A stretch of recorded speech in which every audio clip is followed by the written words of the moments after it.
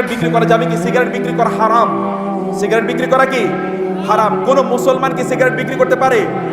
আল্লাহ সুবহানাহু ওয়া তাআলা কোরআনে নাজিল করলেন, ইন্নামাল খামরু ওয়াল মাইসির ওয়াল আনসাবু ওয়াল আজলামু রিজসুম মিন আমালি শাইতানি ফাজতানিবু ইন্নামা ইউরিদু শাইতানু আন ইউকিয়া বাইনাকুমুল আদাওয়াতা ওয়াল বাগদা ফিল খামরি ওয়াল মাইসির ওয়া ইয়াসুদ্দাকুম আন যিকরিল্লাহি ওয়া আনিস সালাহ ফাহাল আনতুম মুনতাহুন। এই সিগারেট, এই মদ, মাদক দ্রব্য, এগুলো মানুষকে আল্লাহর জিকির, আল্লাহর ইবাদত থেকে দূরে রাখে। অতএব তোমরা কি এগুলো থেকে বিরত থাকবে না? এই আয়াতটি নাজিল হওয়ার পর সাহাবায়ে কেরাম মদ, মাদক দ্রব্যের যত চিহ্ন ছিল এগুলোকে সব ধ্বংস করে ফেলেন। আপনারা সেই উম্মার অংশ না? তাহলে আপনাদের ব্যবসা বাণিজ্যে কিভাবে সিগারেট থাকে? মনে রাখবেন, যেই ব্যক্তি বিড়ি, সিগারেট ইত্যাদি বিক্রি করে সে হারাম ইনকাম করলো। যে ব্যক্তি হারাম ইনকাম করলো তার কি ইবাদত কবুল হবে? তার তো ইবাদতই কবুল হয় না। সে হারাম খেলো, তার ইবাদত কিভাবে কবুল হয়? 2 নম্বর বিষয় হচ্ছে, সিগারেট কি মানুষের মধ্যে দুর্গন্ধ ছড়ায় নাকি সুগন্ধ ছড়ায়? বলেন তো, বুঝেন না আপনারা? সিগারেট কি সুগন্ধ ছড়ায় নাকি দুর্গন্ধ? যদি দুর্গন্ধ ছড়ায়, দুর্গন্ধওয়ালা কোন একজন মানুষ, আচ্ছা পেঁয়াজ আপনারা চেনেন না? পেঁয়াজ আপনার দেশে কি বলে? পেঁয়াজ খেয়ে কি মুসলমানরা মসজিদে যেতে পারে? কেন মসজিদে যেতে পারে না? পেঁয়াজ তো হালাল জিনিস, কারণ পেঁয়াজ থেকে গন্ধ। হালাল জিনিসের গন্ধের কারণে আল্লাহ রাসূল মসজিদে যেতে মুসলমানদেরকে নিষেধ করেছেন, কারণ তাতে ফেরেশতারা কষ্ট পায়। তাহলে সিগারেট খেয়ে যে ব্যক্তি চলে, তার মুখের দুর্গন্ধে এখানে কি কোনো ফেরেশতা আসতে পারে? তো ফেরেশতা না আসতে পারলে কি আসে? ফেরেশতা যদি না আসে তাহলে কি আসে? শয়তান আসে। কোনো জায়গায় কি শূন্য থাকে? না। রাসূল সাল্লাল্লাহু আলাইহি ওয়াসাল্লাম বলেছেন, তানাক্কাবাত আনহু শায়াতিন, সেখানে কি ফেরেশতারা আসে, শয়তানগুলো দূরে সরে যায়। আর যখন শয়তানগুলো আসে তখন ফেরেশতারা দূরে সরে যায়। অতএব এখানে শয়তানরা চারিদিক থেকে ঘিরে থাকে এই সকল ব্যক্তি এবং প্রতিষ্ঠানগুলোকে। এগুলো থেকে আল্লাহ আমাদেরকে রক্ষা করুন। তারপরে নামাজ কি তাড়াতাড়ি পড়া যাবে? তারাবিহ শব্দটি এসছে কি থেকে জানেন? তারাবিহ শব্দটির অর্থই হলো ধীর স্থিরতার মাধ্যমে কোনো ইস্তিরাহা, অর্থাৎ যেখানে আপনি কি রাওহাত দিয়ে আপনি হালকা করে একটু ধীরে স্থিরে সালাত আদায় করবেন। বুখারী হাদিসে এসেছে রাসূলুল্লাহ সাল্লাল্লাহু আলাইহি ওয়াসাল্লামের সালাতের ব্যাপারে আয়েশা রাদিয়াল্লাহু তাআলা আনহা বলেছেন যে লা ইয়াসআলুনি আন হুসনিহিন্না ওয়া তুলিহিন্না। রাসূলুল্লাহ সাল্লামের তার সালাতুল লাইল, কিয়ামুল লাইল, সালাতুত তারাবিহ, এগুলো সম্পর্কে আমাকে প্রশ্ন করো না কত লম্বা সময় জুড়ে তিনি পড়তেন এবং কত সুন্দরভাবে তিনি পড়তেন।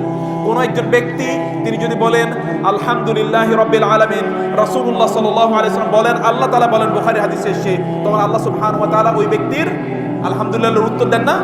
আলহামদুলিল্লাহি রাব্বিল আলামিন যখন বলেন তখন আল্লাহ তাআলা কি বলেন? হামাদানি আবদি, আল্লাহ আমার বান্দা আমার কি করলো? প্রশংসা করলো। এখন আপনি যদি বলেন আলহামদুলিল্লাহ রাব্বিল আলামিন, আপনার আল্লাহকে কি আপনি উত্তর দেওয়ার সময় দিলেন? আল্লাহকে উত্তর দেওয়ার সময় দিলেন? আল্লাহর সাথে কি আপনি ব্যঙ্গ করতে যাচ্ছেন? আপনার সামনে কোন একজন প্রেসিডেন্ট অথবা প্রধানমন্ত্রী বলল যে তুমি এই চিঠিটা আমি তোমাকে পাঠালাম, চিঠিটা তুমি পড়ো। এবার আপনি এত স্পিডে এটাকে পড়লেন যে ওই প্রধানমন্ত্রীও বুঝে না কি আপনি পড়ছেন। আপনার তখন অবস্থা কি হবে? ফায়ারিং স্কোয়াডে নিয়ে আপনাকে গুলি করে হত্যা করা হবে। তাহলে আল্লাহর সামনে আপনি পড়েন, আপনার লজ্জা নাই? আল্লাহর কিতাব পড়ছেন। সালাতুত তারাবিহ তো রাতের নামাজ, লম্বা সময় ধরে পড়তে হয়। আপনি এটাকে এত তাড়াহুড়ার মধ্যে নিয়ে আসলেন কেন? তাড়াহুড়া করার মাধ্যমে আল্লাহর সাথে, আল্লাহর দ্বীনের সাথে, কোরআনের সাথে আপনি মশকরা করলেন। এই মশকরা যে ব্যক্তি করবে আল্লাহ সুবহানাহু ওয়া তাআলা জানেন, আল্লাহু ইয়াস্তাউযি বিহিম ওয়া ইয়ামুদ্দুহুম ফি তুগয়ানিহিম ইয়ামাহুন। এই কাজ করা এটা কোরআনের সাথে মশকারি, এটা কোন অবস্থায় কোনো মুমিনের জন্য জায়েজ নেই। এটি করবেন না আপনারা অনুগ্রহ করে। আপনার ধীরে সুস্থে সালাত কিয়ামুল লাইল করবেন, ধীরে সুস্থে করবেন। এটি সাহাবায়ে কেরাম রাদিয়াল্লাহু তাআলা আনহুম যখন তারা করতেন তাদের পাগুলো ফুলে যেত। হাদিস পড়ুন, বুখারী হাদিসে পড়ুন, সাহাবায়ে কেরাম রাদিয়াল্লাহু তাআলা আনহুম রাসূল সাল্লাল্লাহু আলাইহি ওয়াসাল্লাম এত লম্বা পড়তেন, পরবর্তীতে সাহাবীরা এত লম্বা পড়তেন যে তারা দাঁড়িয়ে থাকতে পারতেন না। এক পায়ের উপর তারা কি একটা পা এরকম দাঁড়া করে রাখতেন, একটা পায়ের উপর তারা দাঁড়িয়ে থাকতেন, আর একটা পা এরকম কি তারা ঝুলিয়ে রাখতেন, অথবা তারা লাঠি নিতে হবে, লাঠির উপর এরকম তারা দাঁড়িয়ে থাকতেন। কি লম্বা সময় ধরে তারা সালাত আদায় করতেন, কি লম্বা সময় জুড়ে তারা নামাজ আদায় করতেন। আর আপনি নামাজের সাথে মশকারি করতেছেন। আপনি যেরকম ভাবে দাঁড়াবেন কিয়ামতের দিন আল্লাহ সুবহানাহু ওয়া তাআলা ঠিক আপনাকে এইভাবে তার সামনে দাঁড়া করাবেন। অতএব সাবধান। ভিতরের সালাত কি 1 রাকাত নাকি 3 রাকাত? ভিতরের সালাত 1 রাকাত, 3 রাকাত, 5 রাকাত, 7 রাকাত, বিভিন্ন সালাতুল ভিতর মানে হলো বেজোড়। অতএব সবগুলোই এটা প্রমাণিত এবং সহিহ পদ্ধতিতে এটা প্রমাণিত, কোনো সমস্যা নাই। কিন্তু রাসূলুল্লাহ সাল্লাল্লাহু আলাইহি ওয়াসাল্লাম, বুখারী বহু হাদিস আছে, রাসূলুল্লাহ সাল্লাল্লাহু আলাইহি ওয়াসাল্লাম কয় রাকাত পড়েছেন? 1 রাকাত পড়েছেন। কয় রাকাত পড়েছেন? 1 রাকাত পড়েছেন। আচ্ছা, আল্লাহ এবং আল্লাহর রাসূল যদি আপনাকে 1 রাকাত পড়তে অনুমতি দেন, আপনার কোনো সমস্যা আছে? কোনো সমস্যা নেই। ইবাদত করেন আপনি যার জন্য, তিনি বললেন, তা আপনি এটা নিয়ে বাড়াবাড়ি করবেন কেন? কোনো বাড়াবাড়ি করা যায় না, সুযোগ নেই। ছোট বাচ্চার লাশ কি মেঝেতে করে কবরস্থানে নিয়ে যাওয়া যাবে, তাতে কোনো সমস্যা নেই। রাসূল, আমি এর আগে গল্প বলেছি, ঘটনা বলেছি আপনাদেরকে, রাসূল সাল্লাল্লাহু আলাইহি ওয়াসাল্লাম তো কোলে করে নিয়ে গিয়েছেন, কোলে করেও নিয়ে গেছেন, তাতে কোনো সমস্যা নেই ইনশাআল্লাহ। ফজর নামাজ শেষে কি আমল করা উত্তম? আমল কি নিজে বানানো যায় কখনো? বলেন তো, আমল কি বানানো যায়? আমল যদি বানানো হয় তাহলে এটাকে কি বলে? বেদাত বলে। আমল যদি বানানো হয় তাহলে কি বলে এটাকে? বুঝেন না আপনারা? আমল যদি বানানো হয় তাহলে এটাকে কি বলে? বেদাত বলে। রাসূলুল্লাহ সাল্লাল্লাহু আলাইহি ওয়াসাল্লাম কি বলেছেন? মান আহদাসা ফি আমরিনা মা হাযা মা লাইসা মিনহু ফাহুয়া রাদ্দুন। আমাদের এই দিনের মধ্যে কেউ যদি নতুন কোনো কিছু আবিষ্কার করে তাহলে সেটা কি প্রত্যাখ্যাত? রাসূলুল্লাহ বলেছেন যে এই দিনের মধ্যে নতুন আবিষ্কৃত সবকিছু কি? আলা কুল্লা মুহদাসাতিন বিদআ ওয়া কুল্লা বিদআতিন দালালা ওয়া কুল্লা দালালাতিন ফিন্নার। সকল নতুন আবিষ্কৃত জিনিস এগুলো সব বেদাত। অতএব আপনি নতুন করে কিছু আবিষ্কার করতে পারবেন না। রাসূলুল্লাহ সাল্লাল্লাহু আলাইহি ওয়াসাল্লাম সালাম ফেরানোর পরে তিনি কি করেছেন? আস্তাগফিরুল্লাহ। তিনি কি বলেছেন? আল্লাহু আকবার, আস্তাগফিরুল্লাহ আস্তাগফিরুল্লাহ আস্তাগফিরুল্লাহ, আল্লাহুম্মা আনতাস সালাম ওয়া মিনকাস সালাম তাবারাকতা ইয়া যাল জালালি ওয়াল ইকরাম, আল্লাহুম্মা আইন্নি আলা যিকরিকা ওয়া আইন্না আলা যিকরিকা ওয়া শুকরিকা ওয়া হুসনি ইবাদাতিক, আল্লাহু লা ইলাহা ইল্লা হুয়াল হাইয়ুল কাইয়্যুম লা তাখুযুহু সিনাতুন ওয়া লা নাওম, লা ইলাহা ইল্লাল্লাহু ওয়াহদাহু লা শারীকা লাহু লাহুল মুলকু ওয়া লাহুল হামদু ওয়া হুয়া আলা কুল্লি শাইইন কাদির। এখানে আরো দোয়া আছে। তারপরে তিনি সূরাতুল ফালাক, সূরাতুন নাস, সূরাতুল ইখলাস তিনি পড়েছেন। তারপরে তিনি সুবহানাল্লাহ আলহামদুলিল্লাহ আল্লাহু আকবার তিনি পড়েছেন। এগুলো তো তাসবিহ, এগুলো কি বলে? আজকার। সালাম ফেরানোর পর আমাদের কাজ হলো আজকার করা, এগুলোকে বলা হয় আজকারুস সালাহ।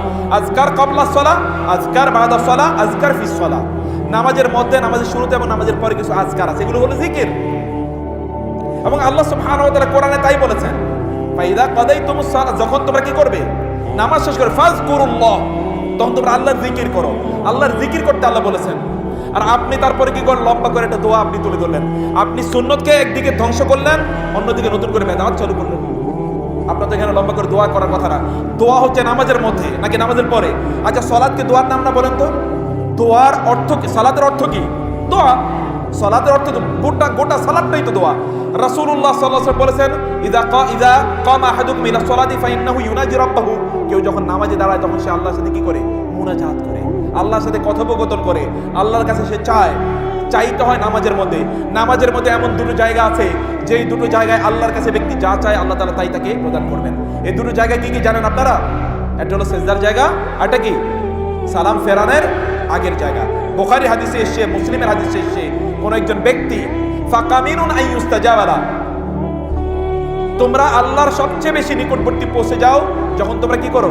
সিজদায় থাকো। অতএব ওই সময় তোমরা আল্লাহর কাছে ফাকসিরু ফিহি দুআ, বেশি বেশি দোয়া করো। ফাকামিনুন আইয়ুস্তাজাবা লা, ওই সময় তোমাদের দোয়া বেশি বেশি কবুল হয়। ফালিয়াতাখাইয়ার মিনাল মাসআলাতি মা শাআ, এবং আপনার সালাম ফিরানোর পূর্বে আপনি আল্লাহর কাছে যা মনে চায় তা দোয়া করবেন। যেগুলোকে আমরা দোয়ায়ে মাসুরার জায়গা বলি, ওই জায়গাগুলোতে আপনি আল্লাহর কাছে দোয়া করবেন, যত মনে চায় দোয়া করবেন। আমার নিজের জীবনে এরকম বহুবার ঘটেছে, আমি সিজদার মধ্যে দোয়া করেছি অথবা সালাম ফেরানোর আগে দোয়া করেছি। সালাম ফিরিয়ে দেখি যেই জন্য দোয়া করেছি ওইটা অলরেডি হয়ে গেছে। যা চেয়েছি ওই সালাম ফেরানোর আগে অথবা সিজদার মধ্যে তা অলরেডি কি হয়ে গেছে। That is already achieved, obtained. ভাইরা, এটাকে এক্সপেরিমেন্ট করুন প্লিজ, কারণ আল্লাহ সুবহানাহু ওয়া তাআলা আপনাদেরকে এটা করতে বলেছেন। অতএব আপনারা নতুন কিছু আবিষ্কার করবেন না, যা কোরআন সুন্নাহ দ্বারা সাব্যস্ত তাই করবেন। একদিন ঈদ এবং সিয়াম পালন করা যাবে কি? দাড়ি টুপিওয়ালাদের সাথে মেয়েদের বিয়ে দিতে চায় না, এই বিষয়ে কিছু বলুন। একদিনে ঈদ এবং সিয়াম পালন করা যাবে কি? কিভাবে একদিনে ঈদ এবং সিয়াম পালন করবেন? ওই দিনে যেদিন ঈদ সেদিন তো সিয়াম পালন করা কি হারাম নাকি বলেন? যেদিন ঈদ সেদিন সিয়াম পালন করা কি হারাম। অথবা আপনি একদিনে ঈদ এবং সিয়াম পালন করবেন না। আপনি যদি বলতে চান যে সারা পৃথিবীতে একই দিনে ঈদ পালন করা যায় কি না, যদি ঈদ পালন করা যায় তাহলে খুবই ভালো, আলহামদুলিল্লাহ। যদি না পালন করা যায় তাহলে এটা দিয়ে বাড়াবাড়ি করার কোনো প্রয়োজন নাই। ঐক্য কেবলমাত্র একদিন ঈদ পালন করলে হবে বলেন তো? আকীদা ঠিক নাই, মানহাজ ঠিক নাই, আমল ঠিক নাই, আপনি ওই ঐক্য দিয়ে কি করবেন? তাহলে মুশরিকদের সাথে কি ঐক্য করেন, সমস্যা কি? আপনি এই একতা ঐক্য দিয়ে কি করবেন? সারা পৃথিবীর সকল মানুষ, ইবনে তাইমিয়া রাহমাতুল্লাহ তিনি বলেছেন, সারা পৃথিবীতে বিভিন্ন জায়গায় ছড়িয়ে ছিটিয়ে থাকা সকল আকীদায় বিশুদ্ধ, আমলে বিশুদ্ধ লোকগুলো তারা সকলেই কি একটা ঐক্যের উপর আছে, যদিও কেউ কাউকে দেখে না। এটা হলো ঐক্য।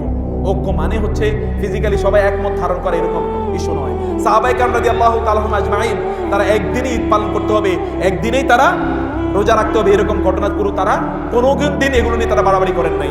ওমর রাদিয়াল্লাহু তাআলা আনহুর যুগে সিরিয়াতে অথবা রাসূলের যুগে তিনি কাউকে কোনোদিন পাঠান নাই, এই যাও মক্কায় গিয়ে বলো যে আমরা আজকে চাঁদ দেখেছি। তারা কি আজকে রোজা রাখলো কিনা? কোনোদিন বলেন। সিরিয়াতে কারা রোজা রেখেছে? কবে রোজা রেখেছে? চাঁদ দেখে তোমরা রোজা রাখো, চাঁদ দেখে তোমরা ঈদ করো। আল্লাহ রাসূল সাল্লাল্লাহু আলাইহি ওয়াসাল্লাম বলেছেন চাঁদ দেখে রোজা রাখো, চাঁদ দেখে রোজা ভাঙো। অতএব আপনি তা দেখে করবেন। আপনি বলবেন যে আমরা তো এক জায়গায় মুসলমানরা চাঁদ দেখলেই তো হয়, আমরা সৌদি আরবে কবে চাঁদ দেখছে তা কি আমরা জানি না? আপনি এখন জানেন, 100 বছর আগে কিভাবে জানতো লোকেরা? 100 বছর আগে। এখন আপনি বলবেন টেলিভিশনে জেনেছি, পত্র পত্রিকা জেনেছি, মোবাইলের মাধ্যমে জেনেছি। 100 বছর আগে আপনি কিভাবে জানতেন? 100 বছর পরে যদি টেকনোলজি না থাকে তখন কেমনে জানবেন? ইসলাম কি শুধুমাত্র এই টেকনোলজির জন্য? টেকনোলজির বাইরে ইসলাম নাই? টেকনোলজি না থাকলে ইসলাম চলবে না? চলবে। অতএব এটা নিয়ে কোনো অবস্থায় বাড়াবাড়ি করা যাবে না। দাড়ি টুপিওয়ালাদের সাথে এটা তো যারা দুর্ভাগা তারা এটা করেছে। কিছুক্ষণ আগে তো সেই কথাই বলেছে রাসূলুল্লাহ সাল্লাল্লাহু আলাইহি ওয়াসাল্লাম বলেছেন। এবং আপনি বাংলাদেশের প্রেক্ষাপটে দেখুন হাজার হাজার ডিভোর্স করতেছে প্রতিদিন।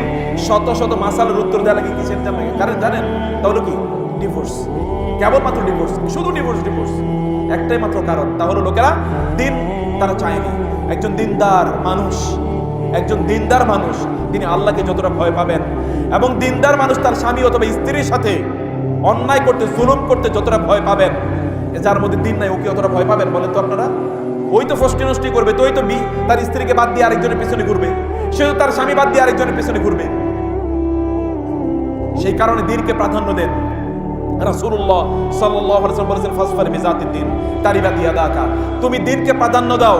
যে ব্যক্তি দিনকে প্রাধান্য দেয়, আল্লাহ তাআলা বলেছেন যে যদি তারা তাদের চরিত্রকে শুদ্ধ রাখার জন্য তারা বিয়ে করে, ইউগনিহুমুল্লাহু মিন ফাদলি, আল্লাহ তাআলা তার অনুগ্রহ দিয়ে তাদেরকে ধনী বানিয়ে দেবেন। রাসূলুল্লাহ সাল্লাল্লাহু আলাইহি ওয়াসাল্লাম বলেছেন সালাসাতুন হাক্কুন আলাল্লাহি আউনুহুম, 3 ব্যক্তিকে সাহায্য করা আল্লাহ তাআলা দায়িত্ব হয়ে যায়। কয় ব্যক্তিকে সাহায্য করা? 3 ব্যক্তিকে। তোর মধ্যে ওয়ান্নাকিহুল্লাযী ইউরিদুল আফাফা, যে বিয়ে করে তার চরিত্র ঠিক রাখার জন্য আল্লাহ তাআলা তাকে সাহায্য করার জন্য আল্লাহর দায়িত্ব হয়ে যায়। আপনি আল্লাহর সন্তুষ্টির জন্য যারা দিনদার এরকম ছেলেদের কাছে মেয়েদের বিয়ে দেন, অথবা আপনি আপনার ছেলেকে এইরকম মেয়েকে বিয়ে করান যে দিন প্র্যাকটিস করে, আল্লাহ সুবহানাহু ওয়া তাআলা এই বিয়ের বারাকার কারণে এদের ঘরগুলো আল্লাহ সুবহানাহু ওয়া তাআলা সম্পদ দিয়ে, সম্মান দিয়ে আল্লাহ তাআলা ভরপুর করে দেবেন। এটাকে আপনি প্রাধান্য দেন। এটা আমাদের গোটা জীবন জুড়ে আমরা দেখেছি, লক্ষ লক্ষ কোটি কোটি এরকম ঘটনা আছে। অতএব সেটাকে আপনারা প্রাধান্য দেন। আমি সামান্য নিম্ন জ্ঞানে কিছু প্রশ্ন লিখতে বাধ্য হয়েছি। তাওহীদ কি? তাওহীদ কিভাবে ব্যক্তিগত জীবনে, পারিবারিক জীবনে, সামাজিক জীবনে, রাজনৈতিক জীবনে, রাষ্ট্রীয় জীবনে প্রচার করা যাবে তা ব্যাখ্যা করুন। জি, আরবিতে যেসব নিয়ত বলা হয় তাতে নামাজের জন্য হোক বা রোজার জন্য হোক, ইমাম সাহেবের হোক অথবা বেদাত, আপনার মতামত কি? আরবিতে আবার নিয়তকে, নিয়ত মানে তো কি? নিয়ত মানে হলো ইচ্ছা। আচ্ছা, ইচ্ছা কি কোনো নিয়ত মানে হলো কি আপনার ইচ্ছা বা কমিটমেন্ট। আপনি কোনো কাজের জন্য সিদ্ধান্ত গ্রহণ করেছেন, এই সিদ্ধান্তকে আপনার মুখে কোনো বর্ণনা করার যিশু। যেমন ধরেন আমি আপনাদের এখানে আসার জন্য নিয়ত করেছি। এখন বাসা থেকে যদি আমি এবার নিয়ত করতাম আমার স্ত্রীকে শুনিয়ে শুনিয়ে, বাচ্চাদেরকে শুনিয়ে শুনে, নাওয়াইতু আন আযহাবা ইলা চাপাই নবাবগঞ্জ আবরা আত্তায়েরা, তাহলে তারা কি হইতো? তারা আমার নিয়ে কতক্ষণ হাসতে, বলতো তুমি মোটামুটি পাগল হয়ে গেছো, একটু বসো, তোমার মাথায় একটু পানিটা নিতে। এটাকে নাওয়াইতু আন বলার জিনিস? আমি আসবো, সিদ্ধান্ত নিয়েছি, আমি যেভাবে কাজ করেছি সেভাবেই, যেভাবে আসা দরকার সেভাবেই কাজটা করেছি। এইটা হলো নিয়ত। নিয়ত কোনো তালাফফুজের নাম নয়, নিয়ত হলো অন্তরের জিনিস। নিয়ত কিসের জিনিস? অন্তরের জিনিস। অন্তরের সংকল্পটাকে নিয়ত বলে। এটা তালাফফুজ না, মুখে উচ্চারণ ইস্যু নয়। অতএব নিয়ত করা ফরজ। নিয়ত না করলে ইবাদত হবে? বলেন তো, বুঝেন নাই কথা? নিয়ত না করলে ইবাদত হবে? ইবাদত হবে না। নিয়ত না করলে ইবাদত হবে না। আর নিয়ত যা করে তাই হবে। ইন্নামাল আমালু বিন্নিয়াত ওয়া ইন্নামা লিকুল্লি ইমরিইম মা নাওয়া। ব্যক্তি যা নিয়ত করবে সে তাই অনুসারে সওয়াব পাবে। ফামান কানাত হিজরাতুহু ইলাদ দুনিয়া আও ইলা ইমরাআতিন ইয়ানকিহুহা ফাহিজরাতুহু ইলা মা হাজারা ইলাইহি। যেই নিয়তে হিজরত করে সে সেটাই পাবে। আপনি যদি নামাজে দাঁড়ান, নিয়ত করেন এইটা যে আমি নামাজ পড়লে তাইলে ওই মহিলা বা ওই লোকটা আমারে দেখে পছন্দ করবে, ছেলেটা তো খুবই ভালো, তাহলে তার কাছে মেয়ে বিয়ে দেব, তাহলে কি আর আপনার এই আবাদত হিসাবে হবে? এই নামাজ আর নামাজ হিসাবে হবে? এটা তখন শিরক হয়ে যাবে। অতএব নিয়ত করতে হয়। নিয়ত মানে হলো আল্লাহর সন্তুষ্টির জন্য সংকল্প করা। এটা হলো নিয়ত। নিয়ত করা ফরজ, অন্যথায় আপনার নিয়তের কারণে আমল নষ্ট হয়ে যাবে। কিন্তু নিয়তকে মুখে নিয়ে আসা এটা হলো বেদাত। বুঝতে পেরেছেন পার্থক্যটা কি? বুঝতে পেরেছেন? নিয়তকে মুখে নিয়ে আসা বেদাত, এটা যে কোনো ভাবেই বলেন না কেন।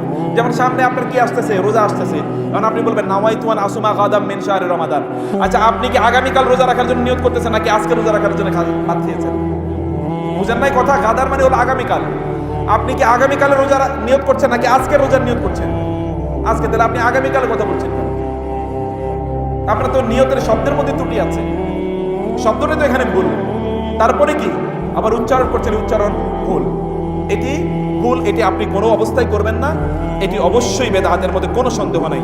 তাওহীদ, তাওহীদ মানে হচ্ছে, তাওহীদের অনেক অর্থ আছে। তাওহীদ আল-ইবা আর রুবুবিয়া, স্রষ্টাকে আল্লাহ তাআলাই, কেবলমাত্র সৃষ্টিকর্তাকে আল্লাহ। বুঝেন নাই কথা? সৃষ্টিকর্তাকে আল্লাহ সুবহানাহু ওয়া তাআলা, এবং রিজিকদাতাকে, বিধানদাতাকে, আইনদাতাকে। অতএব আল্লাহ ছাড়া অন্য কাউকে আইনদাতা মনে করলে এই ব্যক্তি মুসলমান থাকবে? আল্লাহ ছাড়া অন্য কারো আইন মেনে নিলে ব্যক্তি মুসলমান থাকবে? থাকবে না তো। ওমান লাম ইয়াহকুম বিমা আনজালাল্লাহ ফাউলাইকুমুল কাফিরুন যালিমুন ফাসিকুন। আল্লাহর আইন কেবলমাত্র কোথায় চলবে? আল্লাহ সুবহানাহু ওয়া তাআলার এই জমিনে কেবলমাত্র কার আইন চলবে? আল্লাহর। আপনি যদি সৌদি আরবে গিয়ে থাকেন, এই পৃথিবীতে সবচেয়ে কম ক্রাইম হয় কোন দেশে জানেন আপনারা? জানেন না? আপনি গুগল করে দেখেন, গুগলকে, প্রফেসর গুগলকে জিজ্ঞেস করেন। প্রফেসর গুগলের নাম শুনেছেন? প্রফেসর গুগলকে জিজ্ঞেস করেন যে পৃথিবীতে সবচেয়ে ক্রাইম মানে অপরাধ কম হয় কোন দেশে? দেখবেন 1 নম্বরে নাম চলে আসছে সৌদি আরবে। জেনা, মানুষ হত্যা, ব্যভিচার, লুটতরাজ, নৃত্য করা পৃথিবীর সবচেয়ে কম। কারণ কি জানেন? ওইখানে আল্লাহর আইন আছে, হুদুদ ল আছে, হুদুদ ল, শরিয়া ল, শরিয়া কোর্ট আছে, শরিয়া আদালত আছে। অতএব তাওহীদ মানে হচ্ছে আল্লাহর আইনে আপনার জীবনকে পরিচালনা করা, আল্লাহর আইনে আপনার সমাজকে পরিচালনা করা, আল্লাহর আইনে আপনার পরিবারকে পরিচালনা করা। এটা হচ্ছে তাওহীদ। আপনি সামগ্রিকভাবে যদি দেখেন, আপনি কিন্তু আপনাকে শুরু করতে হবে আপনার জীবন দিয়ে। আপনার কাজ হচ্ছে এতটুকু, যার যতটুকু দায়িত্ব সে ততটুকু পালন করবে। আপনার দায়িত্ব আপনার নিজের, আপনার দায়িত্ব আপনার পরিবারের, এবং যারা যেখানে আছে তাকে সেই ব্যাপারে প্রশ্ন করবে। আপনাকে কোনোদিন আল্লাহ তাআলা হয়তো প্রশ্ন করবেন না যে ওই রাষ্ট্রে কেন আল্লাহর আইন থাকবে না, তুমি কি করবে। আপনি সেটা প্রচার করবেন, মানুষকে দাওয়াত দেবেন, এতটুকু আপনি করবেন। কিন্তু যারা সেখানে আছে তাদেরকে তার ব্যাপারে আল্লাহ সুবহানাহু ওয়া তাআলা জবাবদিহি করতে হবে। প্রিয় ভাইরা, এটা হলো একটা দিক। 2 নম্বর বিষয় হলো আল্লাহর আইন চলে না, আপনার অন্তরে একটা কি মর্ম ব্যথা থাকবে। কিন্তু আপনি সেটার ব্যাপারে কোনো, আপনার অন্তরে কোনো ব্যথা নাই, বরং আপনি প্রচন্ড সন্তুষ্ট যে আল্লাহর আইন বিরোধী সব চলছে। আপনার অন্তরে খুবই কি, আপনি খুবই তৃপ্ত, পরিতৃপ্ত। এটা একটা কুফরি। অতএব আল্লাহ সুবহানাহু ওয়া তাআলার আইন নিজের জীবনে বাস্তবায়ন করা, এটা হলো প্রথম কাজ। আপনাকে আপনার ব্যাপারে জিজ্ঞেস করা হবে, আপনার পরিবারের ব্যাপারে জিজ্ঞেস করা হবে। কু আনফুসাকুম ওয়া আহলিকুম নারা। তারপর আপনি দাওয়াত দিতে থাকেন। দাওয়াতের মাধ্যমে এই পরিবর্তন ইনশাআল্লাহ আপনি আনবেন। দায়ী রাখার জন্য কি স্ত্রীর অনুমতি নিতে হবে? স্ত্রীর অনুমতি নয়, এই পৃথিবীর কারো নয়, পিতা মাতারও নয়, এই পৃথিবীর কারো অনুমতি নেওয়া যাবে না। এই পৃথিবীর কারো অনুমতি নেওয়া যাবে না, যাবে না। আমি বলছি না লাগবে না, যাবে না। কাউকে জিজ্ঞেস করা এটা কুফরি, যে আমি কি দাড়ি রাখবো কিনা। লা তাআতা লিমাখলুকিন ফি মাসিয়াতিল খালিক ফালা তুতিহুমা ওয়া ইন জাহাদাকা আলা আন তুশরিকা বি মা লাইসা লাকা বিহি ইলমুন ফালা তুতিহুমা ওয়া সাহিবহুমা ফিদ দুনিয়া মারুফা। পিতা মাতা যদি তোমাদেরকে আল্লাহর অবাধ্য হতে বাধ্য করে, তোমাদেরকে নির্দেশ করে, তাহলে তোমরা তা করবে না।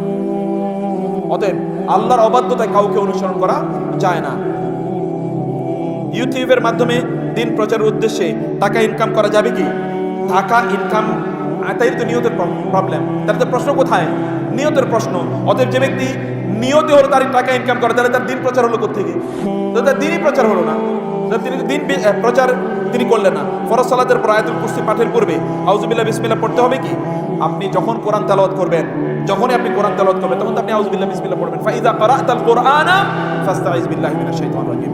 যখন তুমি কোরআন তেলাওয়াত করবে, তখন তুমি আউযুবিল্লাহি মিনাশ শাইতানির রাজিম বলেই তুমি কোরআন তেলাওয়াত করবে। অতএব আপনাকে সেটি পড়েই কোরআন তেলাওয়াত করতে হবে। আল্লাহ সুবহানাহু ওয়া তাআলা আমাদেরকে তার দ্বীন বোঝার তৌফিক দান করুন, তার দ্বীন অনুসারে চলার তৌফিক দান করুন। এই মাহফিলকে আল্লাহ তুমি কবুল করে নাও এবং আমাদের জীবনের শ্রেষ্ঠতম আয়োজন হিসেবে এটা কবুল করো আল্লাহ। কিয়ামতের দিন এটা তুমি আমাদের আমলের দাড়িপাল্লায় সবচেয়ে ভারী আমল হিসেবে কবুল করে নাও আল্লাহ।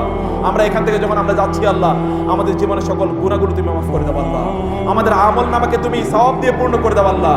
আল্লাহ যাদের উদ্দেশ্যে আমরা কথা বলেছি তাদেরকে এগুলো বোঝার তৌফিক দান করো, পরিবর্তনের অঙ্গীকার গ্রহণ করার তৌফিক দান করো। আল্লাহ আল্লাহ আমাদেরকে তোমার দ্বীনের উপর কায়েম থাকার তৌফিক দান করো, তোমার দ্বীনকে আমাদের জীবনে বাস্তবায়ন করার তৌফিক দান করো, আমাদের সমাজে তোমার দ্বীনকে বাস্তবায়ন করার তৌফিক দান করো। আল্লাহ আল্লাহ আমরা তোমাদের দ্বীন, তোমার দ্বীনকে তুমি এবং তোমার রাসূলের মতো করে বোঝার তৌফিক দান করো, তোমার রাসূলের সুন্নাহ মোতাবেক বোঝার তৌফিক দান করো, সাহাবায়ে কেরামের মতো করে দ্বীনকে বোঝার তৌফিক দান করো, সাহাবায়ে কেরামের মতো দ্বীনকে ভালোবাসার তৌফিক দান করো। আল্লাহ যারা এই আয়োজন করেছেন তাদের প্রত্যেককে তুমি ক্ষমা করে দাও। আল্লাহ তাদের প্রত্যেকের পরিবারকে তুমি প্রশান্তি দ্বারা পূর্ণ করে দাও, তাদের প্রত্যেকের পরিবারকে তুমি আল্লাহ কল্যাণ দ্বারা ভরপুর করে দাও, বারাকা দ্বারা পূর্ণ করে দাও। এখানকার সকল অসুস্থকে তুমি সুস্থ করে দাও, সকল রোগীদেরকে তুমি সুস্থ করে দাও, সকল মাইয়্যিতদেরকে তুমি ক্ষমা করে দাও। আল্লাহ তাদেরকে তুমি জান্নাত দান করো, সকল ঋণগ্রস্তদেরকে তুমি ঋণ মুক্ত করে দাও, সকল অভাবীদের অভাব দূর করে দাও, সকল গুনাহগারদের গুনাহ দূর করে দাও, সকল আল্লাহ বিরোধী যারা তাদেরকে তুমি আল্লাহ তোমার পক্ষে নিয়ে আসো। আল্লাহ প্রত্যেকের দিন মোতাবেক চলার তৌফিক দান করো, যারা বেদাত শিরক এবং কুফরে লিপ্ত আছে তাদেরকে বেদাত শিরক এবং কুফর থেকে তুমি তাওহীদের পথে নিয়ে আসো। আল্লাহ সুন্নাহর পথে নিয়ে আসো। আল্লাহ এখানকার যুবকদেরকে তুমি ইসলামের সিপাহ সালার হিসেবে কবুল করে নাও। আল্লাহ আল্লাহ তুমি আমাদের সকল ইবাদতগুলো কবুল করে নাও, আমাদের আমলগুলো কবুল করে নাও। আল্লাহ আপনারা কাফারাতুল মাজলিস পড়বেন, এটা তো আপনারা জানেন যে কোনো একটা জায়গায় যদি লোকেরা বসে সেখানে কোনো কথা বলে, সেখানে যদি কোনো ভুল ত্রুটি তারা করে এবং তারা যদি এই দোয়াটি পড়ে তাহলে তাদের ভুল ত্রুটিগুলো আল্লাহ ক্ষমা করে দেবেন। সেই দোয়াটি হলো সুবহানাকা আল্লাহুম্মা ওয়া বিহামদিক আশহাদু আল্লা ইলাহা ইল্লা আনতা আস্তাগফিরুকা ওয়া আতুবু ইলাইক।